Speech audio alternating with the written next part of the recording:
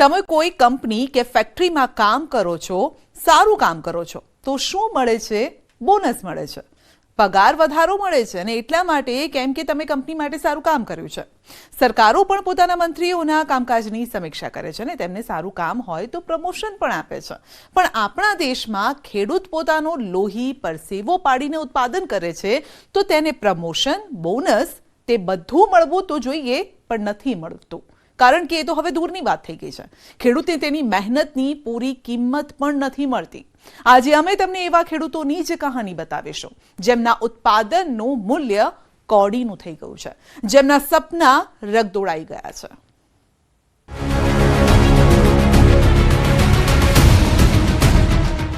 ખેડૂતના સપના ક્યારે પૂરા થશે?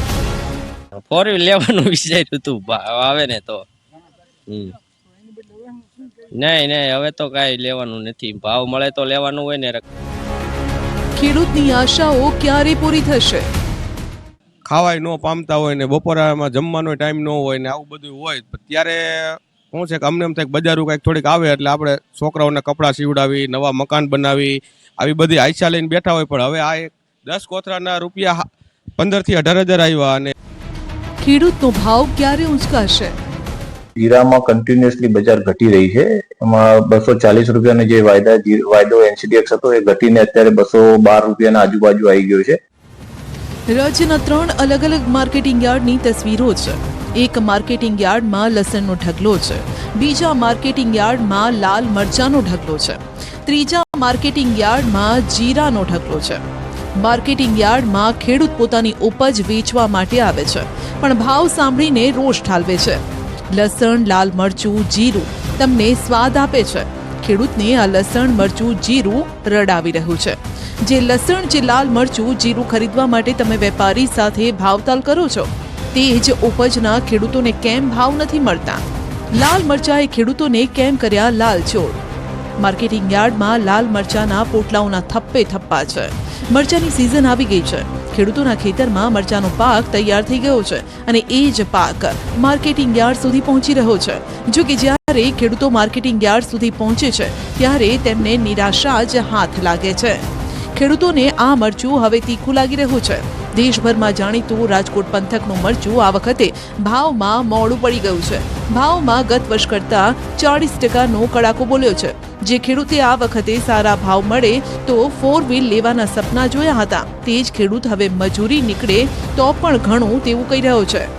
ફોર વ્હીલ લેવાનું વિચાર્યું હતું, ભાવ આવે ને તો. નહીં હવે તો કાંઈ લેવાનું નથી, ભાવ મળે તો લેવાનું હોય ને. રકર શું લેવાનું હોય? મરચું ઘણું વાવ્યું હતું પણ ભાવ પૂરતો મળતો નથી, એટલે અમારે મજૂરીના એમાંથી નીકળતા નથી. તકલીફ તો બહુ જ પડે છે, બહુ મહેનત કરવી પડે ત્યારે મરચું થાય છે. છેલ્લા 5 વર્ષ દરમિયાન અલગ અલગ વસ્તુઓમાં મોંઘવારી ભલે આસમાને પહોંચી, પરંતુ લાલ મરચાના ભાવ છેલ્લા 5 વર્ષમાં સતત ઘટી રહ્યા છે.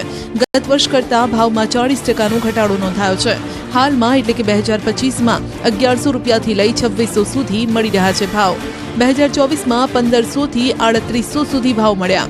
2023માં 1800 રૂપિયાથી લઈ અને 4035 સુધીના ભાવ મળ્યા.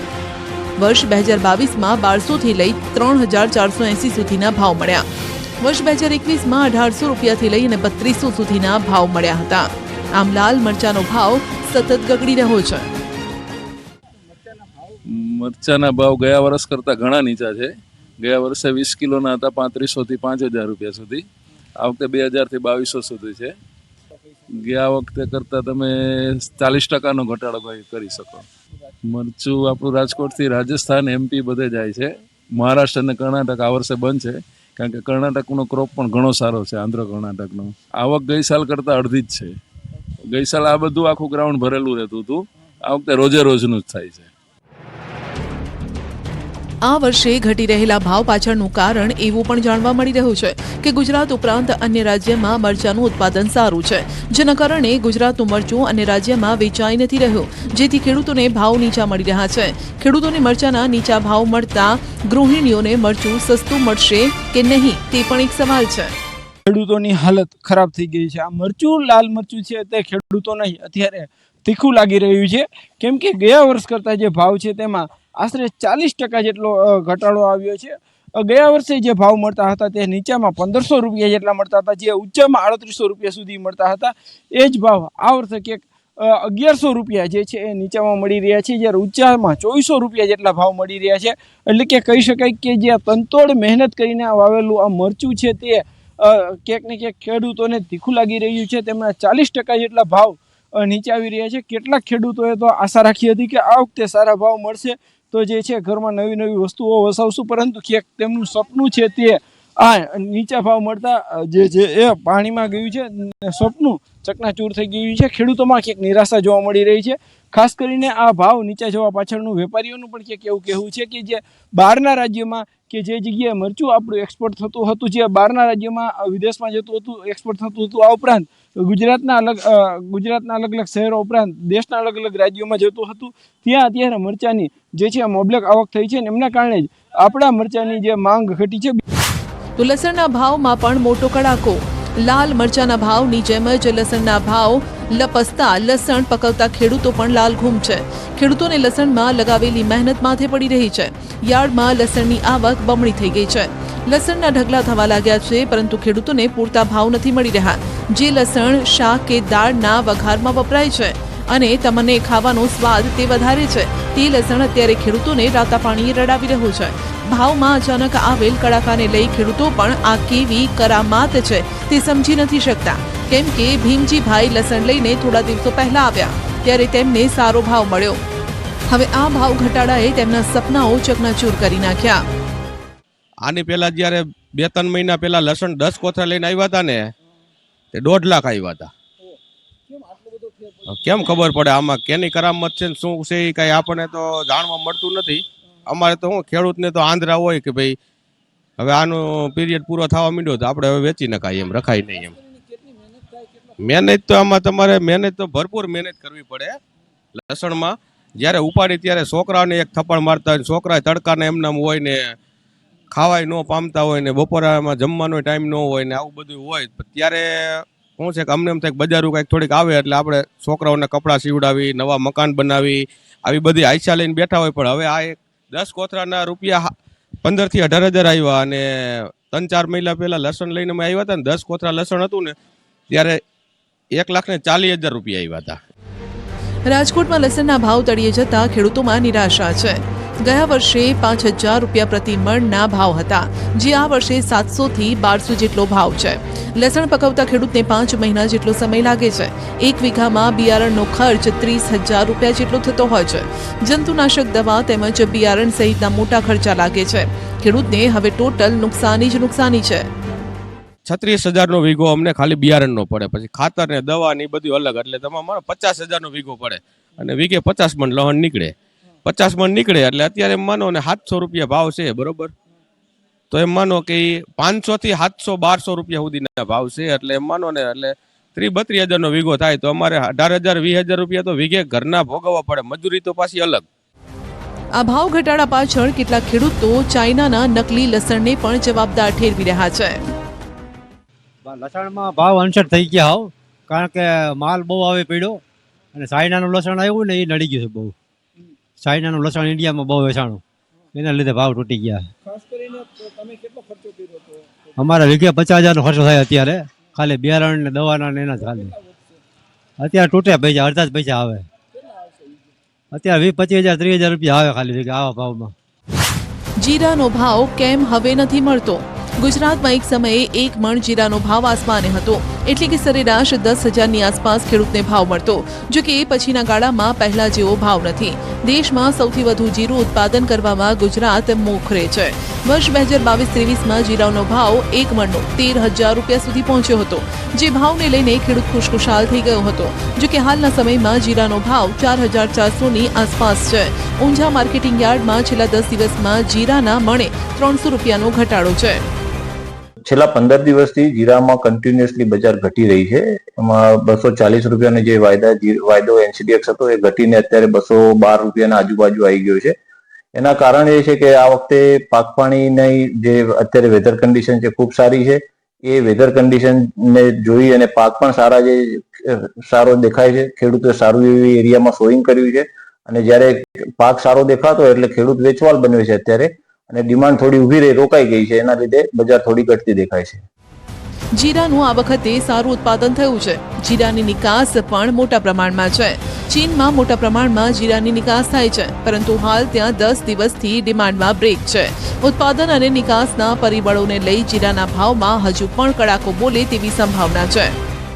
એક્સપોર્ટ રમજાનની ગ્રાહકી ડિસેમ્બર મહિનામાં સારી આવી ગઈ, કારણ કે જે અત્યારે વેસલોના જે ટ્રાન્ઝિટ પીરિયડ છે પહેલા 15 દિવસમાં પહોંચતા હતા 25-30 દિવસે પહોંચે છે, એટલે એ ગ્રાહકી ડિસેમ્બરમાં આવી ગઈ છે. હવે બાંગ્લાદેશની એક ડિમાન્ડ આવવાની બાકી છે.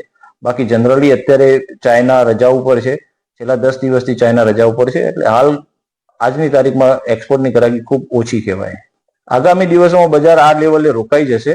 હજુ જો 10-15 દિવસ વેધર કન્ડિશન સારી રહી જાય અને પાક પાણી જો સારા આવે, ઉતારા સારા બેસે ખેડૂતોના, તો હજુ પણ બજારમાં 100-200 રૂપિયાનો ઘટાડો જોવા મળી શકે છે. તો લસણ પકવતો ખેડૂત હોય કે લાલ મરચું પકવતો, અત્યારે લાલ ઘૂમ છે આ ખેડૂત. જીરાના ભાવે પણ ખેડૂતોને ઝટકો આપ્યો છે. ખેડૂતની જિંદગીમાં શું આ પ્રકારે ઝટકા પર ઝટકા જ આવતા રહેશે? જેમ નોકરિયાત વર્ગ કે ધંધો કરનાર વર્ગ મહેનત કરે છે અને સપના પૂરા કરે છે, ખેડૂત તો પછી મહેનત કરવા છતાં કેમ પોતાના સપના પૂરા નથી કરી શકતો? ક્યારે ખેડૂતના સપના પૂરા થશે તે સવાલ છે. કાયદો હાથમાં લેનારને પોલીસ પાઠ ભણાવી રહી છે. છાકટા બનેલા અસામાજિક તત્વોની પોલીસ શાન ઠેકાણે લાવી રહી છે. પોલીસને પડકાર ફેંકનારાઓને પોલીસ તેમની ભાષામાં જવાબ આપી રહી છે. છેલ્લા 48 કલાકમાં મારામારી તોડફોડની કેટલીક ઘટનાઓમાં પોલીસે ગણતરીના કલાકોમાં જ આરોપીઓને દબોચી રાજ્યમાં કાયદાનું રાજ હોવાનું આ લુખ્ખાઓને ભાન કરાવ્યું છે.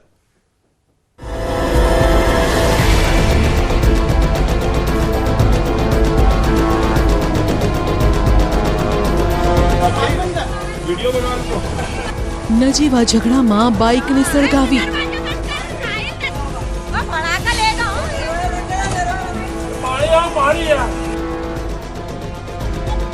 ડીજે બંધ કરાવવા ગયેલી પોલીસ પર પથ્થરમારો,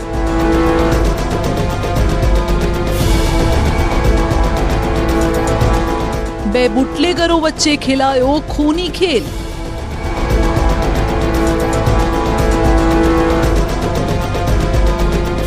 રૂપિયાની લેતી દેતીમાં ઓફિસમાં તોડફોડ,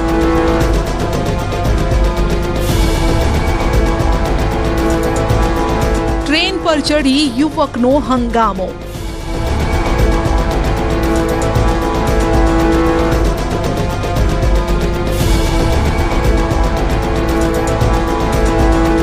કેમેરામાં કેદ આ દ્રશ્યો ભલે અલગ અલગ વિસ્તારના હોય, પરંતુ બધામાં સમાન વાત છે કાયદા વ્યવસ્થાની. છાકટા બનેલા અસામાજિક તત્વોની, ભયની, આતંકની, પોલીસને ખુલ્લી ચેલેન્જની. શહેર ભલે અલગ અલગ હોય, પરંતુ આતંક તો એક જ.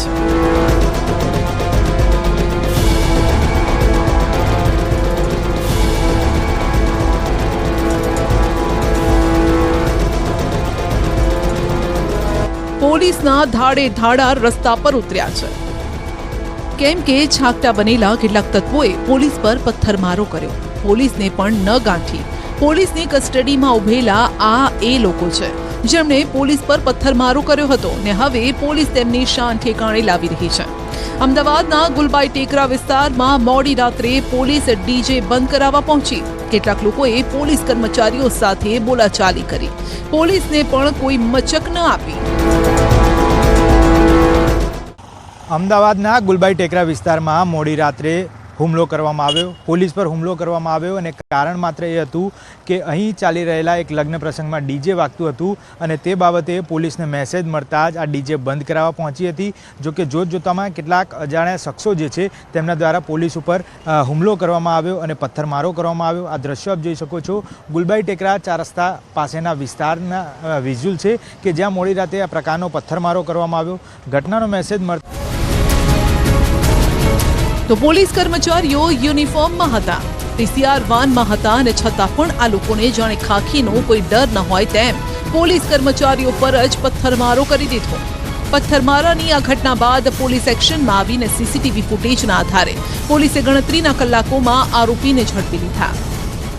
યુનિફોર્મમાં નિયત ગણવેશમાં સરકારી પોલીસની મોબાઈલમાં ફરજ ઉપર હતા એવું જાણવા છતાં આ પોલીસના ફરજમાં રૂકાવટ કરી, અડચણ કરી અને આપેલ સૂચનાની અવગણના કરતા તેમના વિરુદ્ધ નરવતસિંહ, જે ગુજરાત યુનિવર્સિટી પોલીસ સ્ટેશનના હેડ કોન્સ્ટેબલ છે, એમને ફરિયાદ આપેલી હતી, જેમાં જેમના ઘરે પ્રસંગ હતો એવા ધીરુભાઈ, જગાભાઈ મકવાણા તેમજ એમના પરિવારના સભ્યો તેમજ આજુબાજુના રહીશો ધીરુભાઈ જેઠાભાઈ મકવાણા, દિલીપભાઈ ધનાભાઈ, વિનોદભાઈ રામાભાઈ વગેરે મળીને આશરે 25 થી 30 જેટલાનું ટોળું વિરુદ્ધ ગુનો દાખલ થયેલ છે. જે ફરિયાદના ભાગરૂપે ગઈકાલે રાત્રે તાત્કાલિક નાયબ પોલીસ કમિશનર ઝોન 7 સાહેબ જે ચાર્જમાં હતા એ તેમજ તેમની ટીમના સભ્યો અને આજુબાજુમાં પહોંચી જઈ રાઉન્ડ અપ કરી અને 3 જેટલા આરોપીને ગઈકાલે રાઉન્ડ અપ કરેલા હતા અને વધુ આજે ટીમો બનાવી અને કાર્યવાહી થઈ રહેલ છે. હજુ વધુ 4 આરોપીઓ હસ્તગત થયેલાની હકીકત જાણવા મળેલ છે. હાલ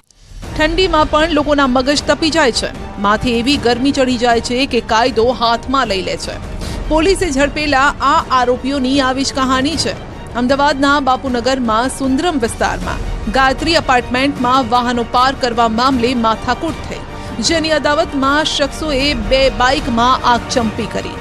સિરાજ મંસૂરીએ તેના ઘર પાસે બપોરે 2 પાર્ક કરેલી બાઇક હતી તેને લઈને બોલાચાલી કરી. પાર્કિંગને લઈને શેરુ, પીર અલી, નસીમ પઠાણ, સાહિલ શેખ નામના શખ્સોએ ઝઘડો કરી ધમકી આપી. બંને મોટરસાયકલ લઈ લેજો નહીં તો જોવા જેવું થશે. ત્યારબાદ તેઓ ત્યાંથી જતા રહ્યા. મોડી રાત્રે અચાનક જ રાતના 3:30 વાગ્યાની આસપાસ આ બંને બાઇકમાં આગ લગાવવામાં આવી, જે બાબતે સિરાજે પોલીસને જાણ કરતા પોલીસે આ 3 આરોપીને દબોચી લીધા.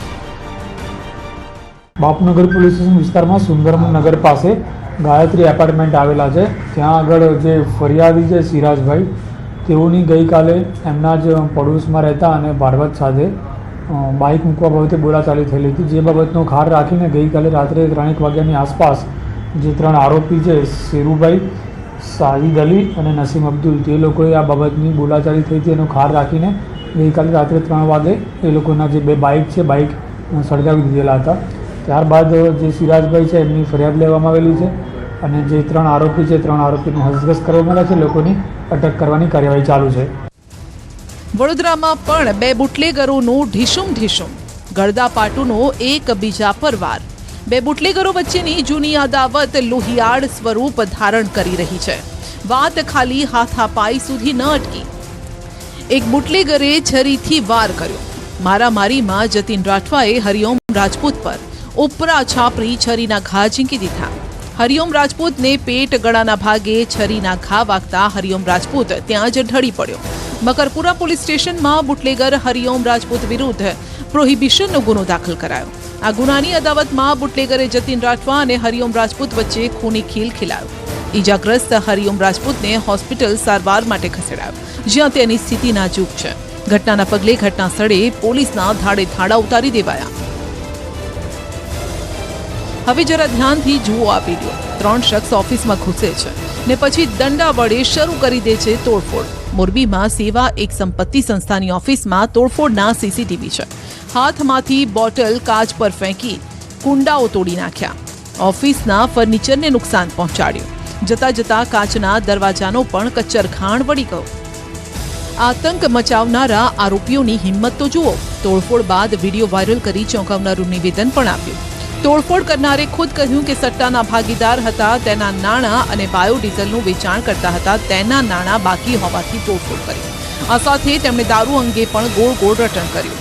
અજયભાઈ લોરિયા મારા ભાગીદાર હતા સટ્ટામાં, 50%ના મેચના સટ્ટામાં, અને અમે 3 જણા ભાગીદાર હતા. ત્રીજા વ્યક્તિનું નામ નથી આપવું. એ વ્યક્તિને આને 27 લાખ રૂપિયા નથી આપ્યા અને મને 14 લાખ રૂપિયા નથી આપ્યા.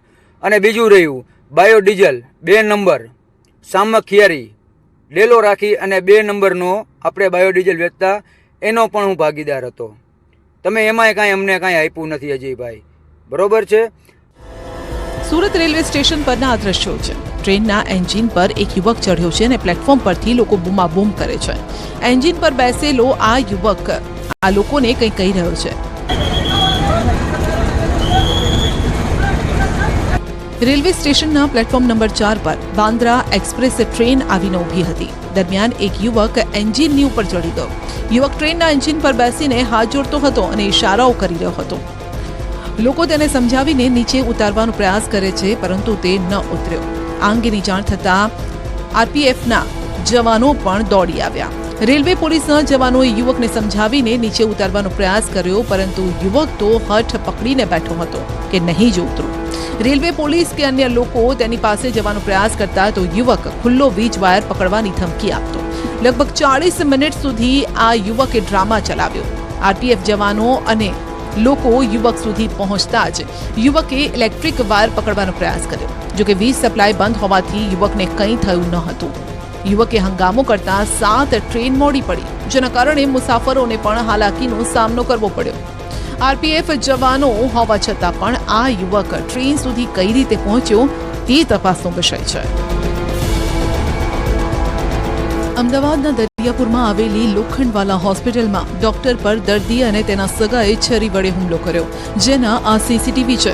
પોલીસ કેસ થતો હોવાથી તેમજ સર્જન નહીં હોવાના કારણે ડોક્ટરે દર્દીને બીજી હોસ્પિટલમાં લઈ જવા માટે સગાને સૂચન કર્યું હતું. સૂચન કર્યા બાદ દર્દીના સગા ડોક્ટર અને સ્ટાફ પર ગુસ્સે થયા હતા અને ગાળો બોલીને માહોલ તંગ કરી દીધો. ડોક્ટરે શાંતિથી વાત કરવાનું કહેતા દર્દીના સગાએ પોતાની પાસે રહેલી છરી કાઢી અને ડોક્ટર કંઈ વિચારે તે પહેલા છાતીમાં છરીનો ઘા મારી દીધો. 2 દિવસ પહેલાની આ ઘટના છે. દરિયાપુર પોલીસ સ્ટેશનમાં ફરિયાદ બાદ પોલીસે મોહમ્મદ તુરેફ શેખ, મોહમ્મદ મોઇન શેખ અને સોએબ ખાન બલોચને ઝડપી પાડ્યા છે. ડૉક્ટર પર હુમલાની ઘટના બની હતી. 2 દિવસ પહેલાં આ ઘટના બની હતી અને એમાં એક દર્દીને સારવાર આપવા મામલે દર્દીના 3 સગાઓએ ડૉક્ટર પર હુમલો કર્યો હતો. પહેલાં ડૉક્ટર સાથે બોલાચાલી કરી હતી અને ત્યારબાદ ડૉક્ટર પર સાથે મારામારી કરવામાં આવી હતી અને ત્યારબાદ એ ડૉક્ટર પર તીક્ષ્ણ હથિયાર વડે હુમલો કરવામાં આવ્યો હતો. અને જે સંદર્ભે દરિયાપુર પોલીસે 3 આરોપીઓની અટક કરી છે અને તેઓની પૂછપરછ કરવામાં આવી રહી છે. આ એ 3 આરોપીઓ છે કે જેઓ ની સામે આરોપ છે કે એ ડૉક્ટર પર જે છે એ હુમલો કરવામાં આવ્યો હતો અને હાલ દરિયાપુર પોલીસે આ 3 આરોપીની ધરપકડ કરી અને તપાસ કરવામાં આવી રહી છે કે ખરેખર આ ઘટનામાં શું બન્યું હતું. કેમેરામેન ખેંગા રાઠોડ સાથે સંજય ટાંક, ન્યૂઝ 18 ગુજરાતી, અમદાવાદ.